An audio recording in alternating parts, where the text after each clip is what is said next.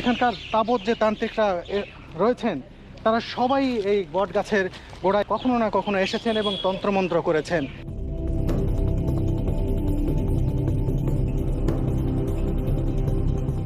তন্ত্রমন্ত্র আমি একটাই দেখাই দেয়, একটা ফুল,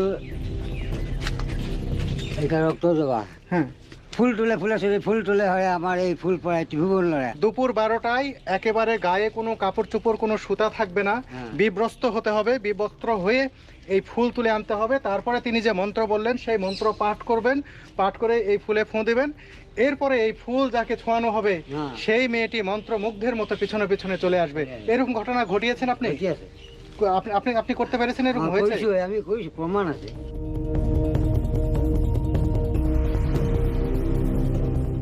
তিনি নিজের চোখে দেখেছেন একজন তান্ত্রিক একটা বাঘকে বশ করেছিলেন। উনি কি তন্ত্রমন্ত্র এখনো করেন? এখন করে না, ছেড়ে দিয়েছেন? কতদিন আগে করতেন? আগে তন্ত্রমন্ত্র জানেন? অলপ সলপ সেই কম না। অলপ সলপ?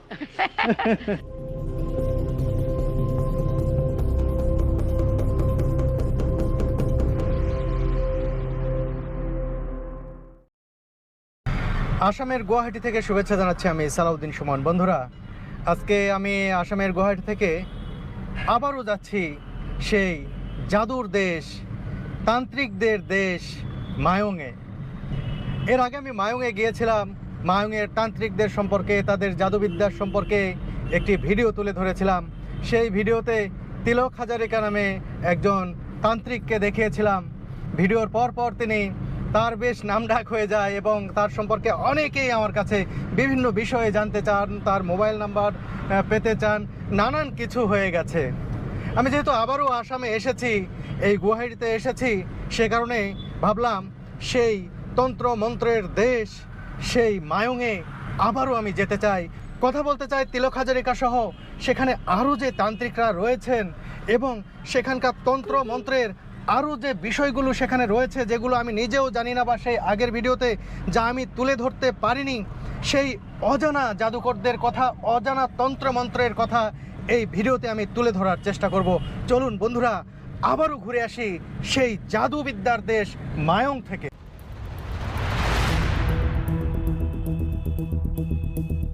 তন্ত্রমন্ত্র তথা কালো জাদুর দেশ মায়ং যাচ্ছি আবারও, এটা ভাবতেই অন্যরকম এক অনুভূতি কাজ করছে মনে। উত্তর পূর্ব ভারতের প্রবেশদ্বার খ্যাত আসামের গুয়াহাটি শহরে পা রাখার পর থেকেই মায়ং যেন আমাকে চম্বুকের মতো টানছিল।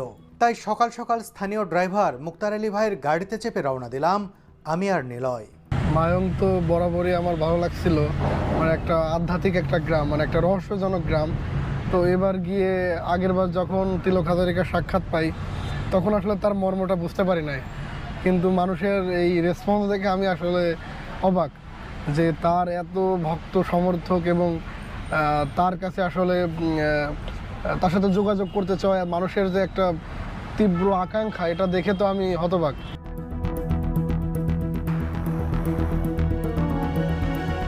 কি এক আজব গ্রাম মায়ং, যেখানে শত শত বছর ধরে চর্চা হয় তন্ত্রমন্ত্রের। ভাবা যায়? বন্ধুরা, দুই পাশে পাহাড় আর মাঝখান দিয়ে ছুটে চলেছি আমরা সেই মায়ংয়ের দিকে। আগেরবার যখন গিয়েছিলাম এই রাস্তা ধরে যাইনি, অন্য রাস্তা দিয়ে গিয়েছিলাম। তো আমাদের সঙ্গে ড্রাইভার ভাই রয়েছেন, সেই মুক্তার আলী ভাই, যিনি প্রথমবার আমাদেরকে মায়ং নিয়ে গিয়েছিলেন। সেই মুক্তার আলী ভাই বলছেন যে আজকে আপনাদেরকে নতুন রোড দিয়ে নিয়ে যাই, ভালো লাগবে। সত্যি অনেক ভালো লাগছে। দেখুন এই যে পাহাড়, এদিকে দেখতে পাচ্ছেন পাহাড়, আবার এইদিকেও পাহাড়। আসলে দুই দিকেই পাহাড় আর খুবই সুন্দর পাহাড়ি একটি পথ ধরে যাচ্ছি সেই তান্ত্রিকদের রাজ্য, তান্ত্রিকদের দেশ মায়ংয়ের দিকে। আসলে আমরা জাদুবিদ্যার দেশ বলতে জেনে আসতাম যে কামরূপ কামাখ্যাকেই মনে করতাম, সেখানেই শুধু তন্ত্রমন্ত্রের চর্চা হয় বা এই সেই। কিন্তু এখানে আসার পর আমি যখন কামরূপ কামাখ্যায় যাচ্ছিলাম গত বছর, সেদিনই প্রথম মুক্তার আলী ভাই আমাকে বলেছিলেন যে মায়ং এমন একটি জায়গা, জাদু তন্ত্রমন্ত্রের এমন একটি জায়গা যেখানে শত শত বছর ধরে, এমনকি কামরূপ কামাখ্যারও অনেক আগে থেকে সেখানে ঘরে ঘরে তন্ত্রমন্ত্রের চর্চা হয়ে আসছে। এই কথা শোনার পরপরই আমি মুক্তার আলী ভাইকে নিয়ে পরের দিনই রওনা দেই এই মায়ংয়ের দিকে, এবং সেই গ্রামে এসেতে হতবাক হয়ে যায়। সেই ভিডিও তো আপনারা দেখেছেনই। আজকে প্রায় এক বছর পরে আবারও যাচ্ছি সেই মায়ং গ্রামের দিকে। আবারও আমার সঙ্গে রয়েছেন সেই মুক্তার আলী ভাই, আসামের ড্রাইভার। তিনি খুবই ভালো গাড়ি চালান, খুবই ভালো মানুষ। আপনারা যদি কখনো আসাম ঘুরতে আসেন, গুয়াহাটিতে আসেন, এই যে আমার স্ক্রিনে মুক্তার আলী ভাইয়ের নাম্বার দিয়ে দিলাম, এখান থেকে এই নাম্বারে যোগাযোগ করবেন। এখানে ঘোরাফেরা যেখানে যাবেন উনি খুব সুন্দরভাবে আপনাদেরকে ঘুরিয়ে দেখাবেন। আর সবচেয়ে বড় সুবিধা হলো এখানে তিনি খুবই একেবারে খাঁটি বাংলা ভাষায় কথা বলতে পারেন। এটা যারা ঘুরতে আসবেন, বিশেষ করে বাংলা ভাষাভাষী, তাদের জন্য কিন্তু একটা বিরাট ব্যাপার।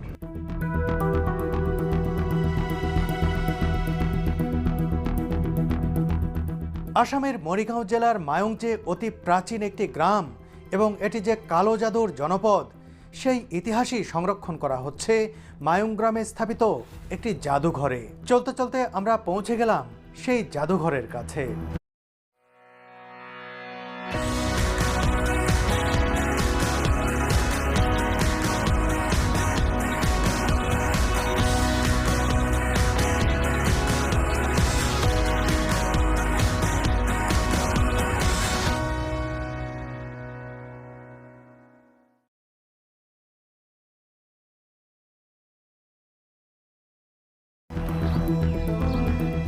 এই গবেষণা কেন্দ্রে রয়েছে এখানকার তান্ত্রিকদের বিভিন্ন সময়ের কার্যকলাপ, রয়েছে তাদের সেই তন্ত্রমন্ত্রের পুঁথি সহ নানান ধরনের প্রমাণ, যা দেখলে আপনারা বুঝতে পারবেন মায়ং যে তন্ত্রের গ্রাম সেটা একেবারে সত্যি সত্যি প্রমাণ পেয়ে যাবেন এই গ্রামে এলে, বা এই সংগ্রহশালায় যদি আপনারা ঘোরেন, আসেন, দেখেন, তাহলে বুঝতে পারবেন যে আসলেই মায়ং সেই শত শত বছর ধরেই এটা তান্ত্রিকদের একটি দেশ।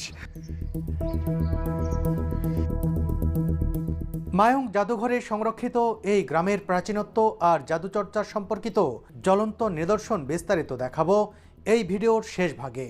তবে তার আগে এখানকার তান্ত্রিকদের সন্ধানে নামতে চাই আমি। দেরি না করে মায়ং জাদুঘরের কেয়ারটেকার করুণানাথকে সঙ্গে নিয়ে রওনা দিলাম অন্য তান্ত্রিকদের সন্ধানে।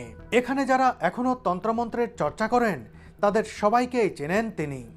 এই করুণানাথ কাকার কে সাথে নিয়েই একজন নারী তান্ত্রিক এখানে রয়েছেন। কি নাম জানো?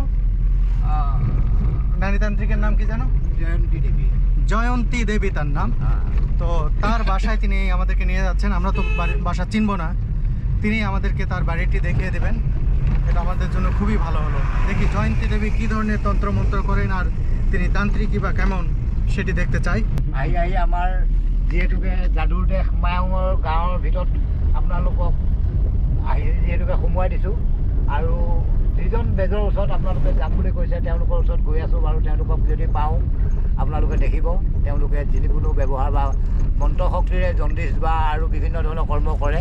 তাৰ লগতে কেশৱনাথ আছে, তাৰ লগতে লঘুনাথ আছে, এনেকুৱাকৈ বিভিন্ন ধৰণৰ মানুহ আমাৰ মায়ঙত তন্ত্ৰ সাধক আছে। তেওঁলোকৰ ওচৰত আহি আছোঁ বৰ্তমান।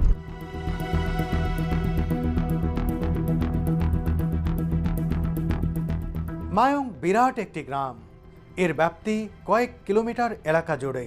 এই গ্রামের অন্যতম অংশ হলো রাজা মায়ং। এখন আমরা এগিয়ে চলেছি রাজা মায়ংয়ের দিকে। যাওয়ার সময় এক ঝলক দেখে নিলাম মায়ং আঞ্চলিক মহাবিদ্যালয়। এমন প্রত্যন্ত গ্রামে এত বড় মহাবিদ্যালয় বা কলেজ দেখে অবাকই হলাম।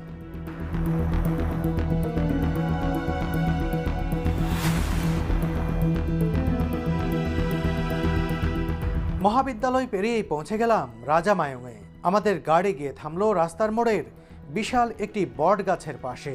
শুধু বিশালই নয়, এটি নাকি বহু বছরের পুরনো আর মায়ংয়ের তন্ত্রমন্ত্রের জীবন্ত ইতিহাসের সাক্ষীও বটে। বন্ধুরা, রাজা মায়ং গ্রামে চলে এসেছি। রাজা মায়ং গ্রামে কেশবনাথ নামে একজন তান্ত্রিক রয়েছেন। যাওয়ার পথে তার বাড়িটি আগে পড়েছে, সে কারণে সেই তান্ত্রিকের বাড়িতে আমরা যাব। আর ওই যে দেখুন, উনি আমাদেরকে নিয়ে যাবেন, তিনি নিয়ে এসেছেন। তিনি একজন নারী তান্ত্রিকের বাসায় শুরুতে নিয়ে যেতে চেয়েছিলেন, কিন্তু তারপরে বললেন যে চলুন আগে কেশবনাথ তান্ত্রিকের বাড়িতে যাই।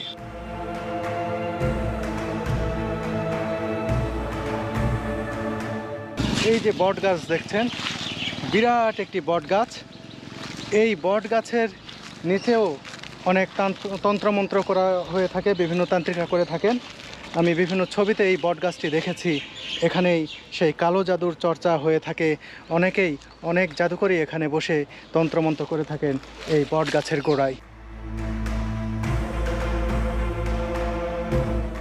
এই যে সেই তান্ত্রিক কেশবনাথ, তন্ত্রমন্ত্রের একেবারে যার কাছে অনেকেই দীক্ষা নিতে আসেন, এবং তিনি বড় তান্ত্রিক, আসামের একজন মায়ং গ্রামের একজন বড় তান্ত্রিকদের মধ্যে একজন কেশবনাথ। কেমন আছেন আপনি? আমি ভালোই আছি। তাই আপনার তন্ত্রমন্ত্র কেমন চলছে? তন্ত্রমন্ত্র বিদেশৰ পৰা আহি চলতে আছে। কোথা থেকে আসে আপনার কাছে মানুষজন? আপনার তন্ত্রমন্ত্রের কথা আমি শুনেছি যে অন্যান্য দেশের মানুষজন পর্যন্ত জানেন। যিমান হেৰিৰ পৰা আহে, হায়দৰাবাদ, কলকাতা, গুৱাহাটী, বোম্বাই, গুৱাহাটী ইমান পর্যন্ত আহে। এই যে আমার খুব ভালো লাগছে যে এরকম একজন তান্ত্রিকের সাথে আমার দেখা হয়ে গেছে। আর তো আপনার নাম শুনেছি আমি অনেক আগে থেকে, এই যে কেশবনাথ, একজন বড় তান্ত্রিক মায়ঙের। হ্যাঁ, আপনার তো অনেক বয়স হয়ে গেছে। এখন এই যে তন্ত্র মন্ত্র যে শিখেছেন, আপনি কার কাছে শিখেছেন? আমি আমার গুরু ছিল, আমার গুরুর কাছে শিখছিলাম। এটা এই গুরুগুলি আমার পূজা দিয়ে বিভস্ত হয়ে এখানে সৎসংঘর ছিল, এখানে পূজা হয়, এখানে শিখেছিল। এখন আমরা কোথায় যাচ্ছি? এখানে এই যে এখানে এই যে আমি এখানে পূজা পাঠ করে থাকি। এখানে পূজা করেন? হ্যাঁ, এখানে মানে এখানেই তন্ত্রমন্ত্র পাঠ করেন? তন্ত্রমন্ত্র আগতে কৰিছিল, এখন এখানে না। এখানে আহিলে হয় এই মিউজিয়ামে যামো, নহ'লে আমার বাড়িতে হয়, নহ'লে এখানেও হয়। পূজা কি এখানে করেন? পূজা আমি এখন এখানে লিঙ্গ পূজা আছে। এটা মায়াঙৰ শ্রেষ্ঠ দেবতা এইজনে। কোথায়? এখানে? এইজন মায়াঙৰ পঞ্চদেৱতা, ৰঙা ডাঙৰীয়া বাবা। এই গাছ? এই গাছ এটা বিরাট মাহাত্য আছে। কি মাহাত্য? এটা মাতে এই গছটার থেকে একটা পাত যদি আপনি ভাঙিয়া দেয়, আপনার ব্যায়াম হয়ে একদম শৌচ বমি হয়ে মরিয়া যায়, এই মতন প্রমাণ। আপনি কি এখানে তন্ত্রমন্ত্র করেন? হ্যাঁ, এখানে করি। একটু করবেন আমাদের জন্য, কিছু একটু করবেন, করে দেখাবেন? কি করার লাগে আপনার? কিছু একটা তন্ত্রমন্ত্র করেন, আমি একটু দেখতে চাই, মানুষকে একটু দেখাতে চাই। আপনাকে তো সারা দুনিয়ার মানুষ দেখবে। তন্ত্রমন্ত্র আমি একটাই দেখাই দেয়, একটা ফুল, এটা রক্ত জবা। হ্যাঁ, এইটা ফুল বিবস্ত হয়ে আনিয়া আমার দিবেন 12টা বাজায়, আমি এটা যাই দিব। ফুল তুলে হয় আমার এই ফুল পড়াই ত্রিভুবন লড়াই, আমার এই ফুলখানি যে ফিরে চাই তার 5-7 মাহ শুনে হয়। স্যার আমাকে মা স্যার বাপ স্যার বাড়ি ঘর আমাক লৈ গৃহবাস করে, এই বাক্য হলি না স্যার গাও। আমার এই মন্ত্র যদি লড়ে দুর্গা ঝুড়ি সিঙে শিবের মুখে রক্ত পাব। এইটা ফুলটা মেয়েটা যাই দিব, মেয়েটা এই মতন লাগাই দিয়া লাগলে চলে যাবে। দিলে কি হবে? এটা মোহনী মন্ত্র, পিছনে চলে যাবে। আইব, তা আমার সঙ্গে আইয়া যাবে। দেখি। বন্ধুরা, এই যে ফুল দেখছেন, এই বিরাট বট গাছ, এই বট গাছের তো মাহাত্ম্য অনেক রয়েছে, কিছুটা বলেছিও। এই বট গাছের নিচেই কিন্তু তিনি তন্ত্রমন্ত্র করে থাকেন। আর এই যে জবা ফুল দেখছেন, এই ফুল ধরে যে তিনি মন্ত্র করলেন, এই মন্ত্র করার পরে এই ফুলটা তিনি যেই মেয়ের গায়ে ছুঁয়ে দিবেন, সেই মেয়ে তার পিছু মন্ত্রমুগ্ধের মতো চলে যাবে, তাই তো? কি আশ্চর্য, সত্যি এটা হয়ে থাকে। এখন দেখাই দিতে পারি আমি, আপনি 12টা বাজে বিবস্ত হয়ে আনতে লাগবো। ফুলটা বিবস্ত্র হয়ে আনতে হবে, গাছ থেকে উঠে আনতে হবে। দুপুর রাত 12টায়?